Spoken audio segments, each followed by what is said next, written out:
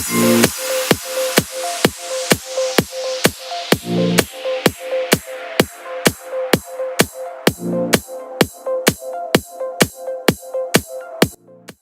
guys, welcome back to my channel. So I'm going to start off today's look by cleansing my model's skin using some micellar water on a cotton pad, just to ensure that the skin is nice and clean before we apply the makeup. My daughter's just gone out of bed and she stood in the background staring at me. It's actually starting to freak me out.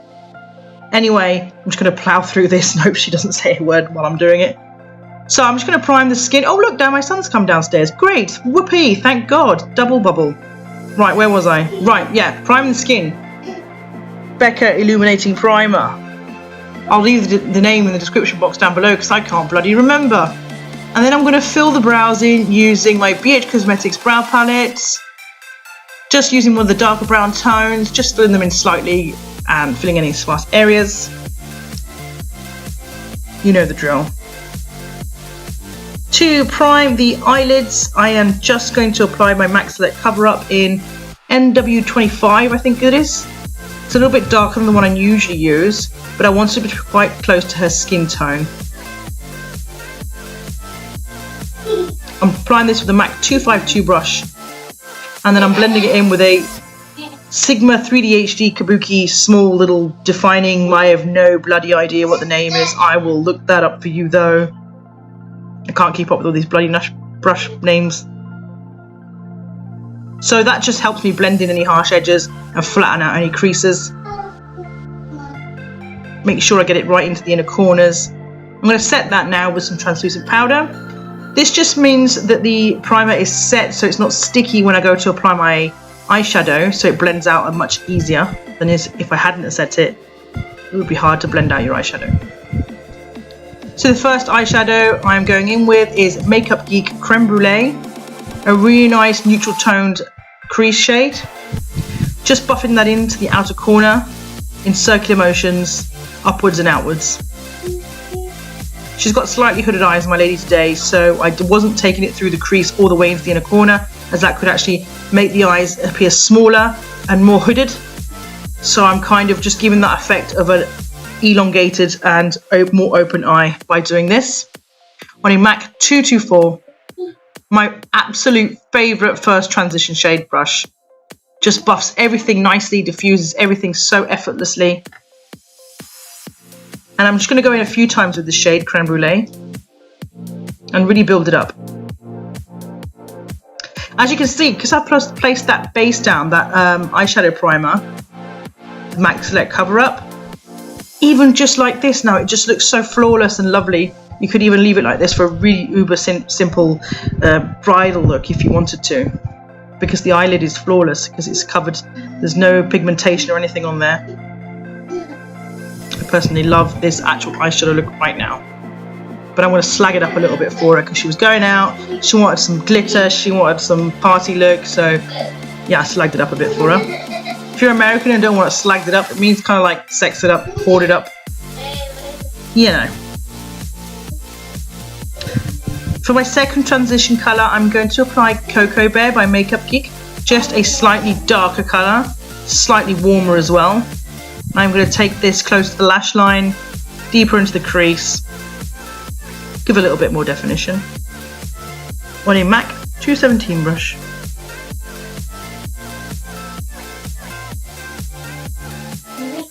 Oh Matthew, I'm doing a voiceover right now, sweetheart, so can we have the conversation afterwards, babe? Thank you, love you. Okay, back to the video. So yeah, I'm just buffing that Cocoa Bear into the crease and outer corner, not taking it up quite as far as that Creme Brulee. Going back with my MAC 224 brush that I used earlier and just making sure everything's blended together nicely, no harsh edges, all diffused. On an even smaller brush now, more tapered than the 217. This is a MAC 221 brush. I'm going to take a darker colour, Americano, and again, just take it even closer to the lash line and even deeper into the crease. Not as far up as the Cocoa Bar and Cocoa Bar, got bars on the mind. Cocoa Bear, bitch. and not even anywhere near as close as that creme brulee. It's like stages. The smaller your brush, the darker the colour. Remember that, you won't go wrong. Guys, seriously, can you go upstairs while I do this? Okay, so now I'm going to take Glam Crystal's glitter eyeliner in the silver one. I got this on Amazon. It's super cheap and it's got so much glitter in it. It's actually unbelievable. It's much better than the Urban Decay ones. I have to say, I'm really impressed with this. It was like £4. Anyway, so I'm applying that to the inner portion of the eye, taking it about halfway out, kind of cutting the crease a little bit with that. Obviously, I'm double dipping with this, which is not advised as a makeup artist. So I do sanitize it in between dips with alcohol. I spray it, and then really wipe it with an alcohol wipe to make sure I don't spread any infections and that between clients. So as you can see, that was like one dip on that eye there, and look how much glitter is on that. It's amazing. Going back with a little bit of black eyeshadow on a Sigma E36, I think it's called, and just blending that curl Americano and that silver glitter together because it was a little bit jagged. It was a little bit obvious. Olivia, sweetie, I'm talking. Go away, go away. Shh, shh.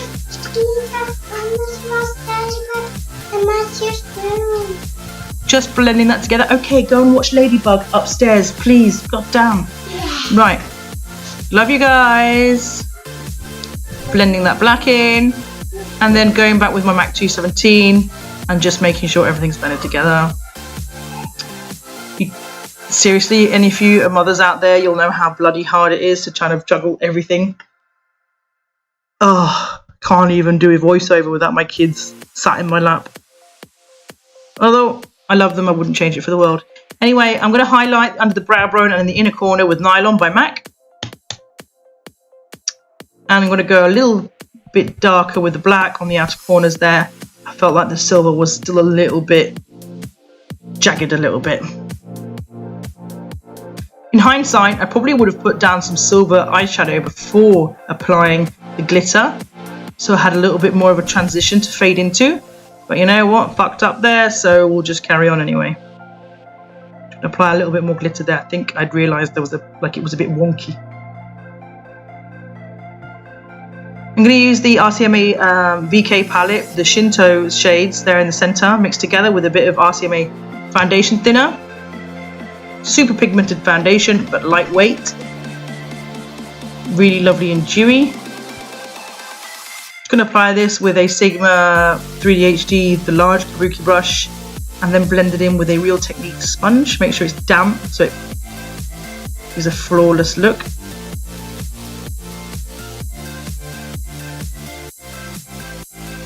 I really like this foundation for not so matte looks, like people obviously that have really oily skin and want a super full coverage look. I don't use this for. I'll probably steer more towards the Studio Fix by MAC or something like that. But for a nice natural finish, but that has kind of a medium coverage, I really love this foundation. I think you should check it out if you're a makeup artist because it's got so many different skin tones and shades in it.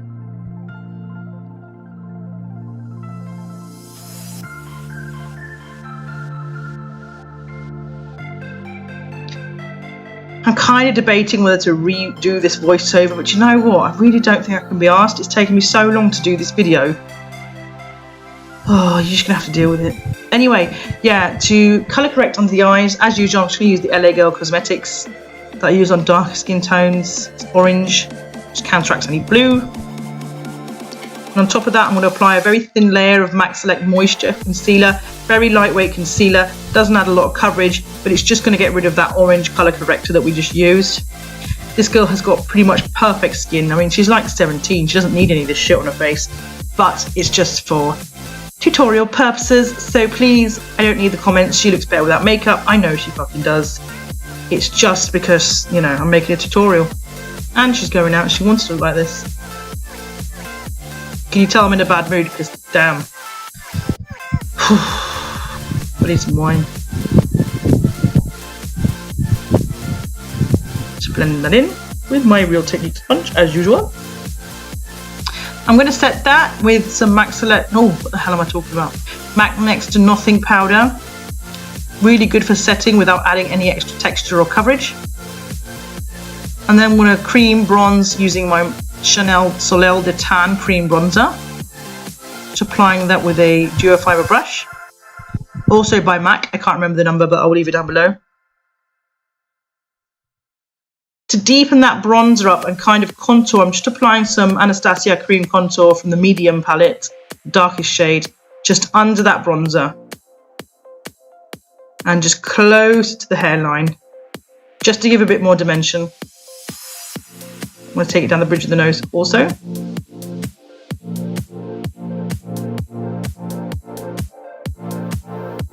just going to blend that in again with my sponge.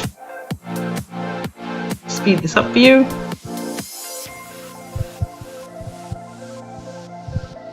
I wish I worked this fast.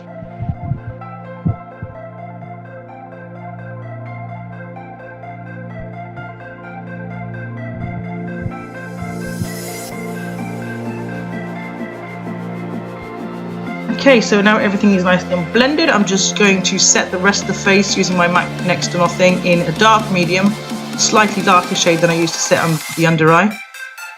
Really lightly just dusting this all over the face.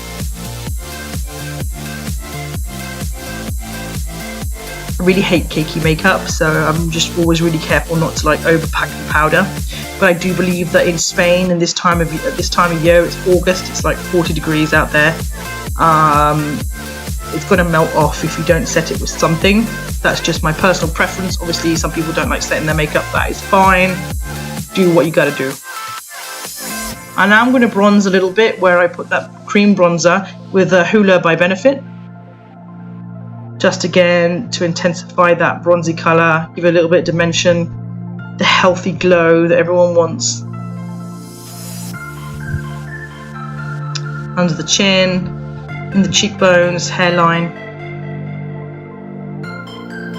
For the blusher, I'm just applying on an angled blush brush, Warm Soul by MAC. Again, a nice neutral kind of bronzy toned blusher. It's going to give that healthy kind of glow, but without adding any pink or oranges that can be really kind of overpowering if you've got a really strong eye look like we have today, especially that I'm pairing it with a bold lip. I think if you put like a really pink toned blusher, it will just look clown-like. So I'm kind of going for nudish skin, if you know what I mean. I'm going to highlight with Opal by Becca, my favourite highlighter of all time. It's so beautiful on more golden skin tones. Maybe if you're super pale like me, it can look a little bit yellow because it is quite a gold highlighter. So I would probably go more for Moonstone for more paler girls. Just going to highlight the Cupid's bow, bridge of the nose and the tip. Just a little bit on the nose. We don't want to look like Rudolph.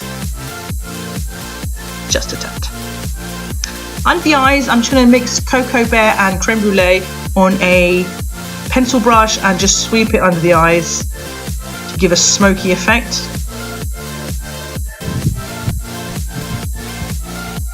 And then I'm going to press really close to the lash line on a flat definer brush the colour Americano by makeupgeek. This is the colour that I use on the outer corner, the deepest shade before I apply the black. It's like a rich coffee bean colour. Hence the name Americano.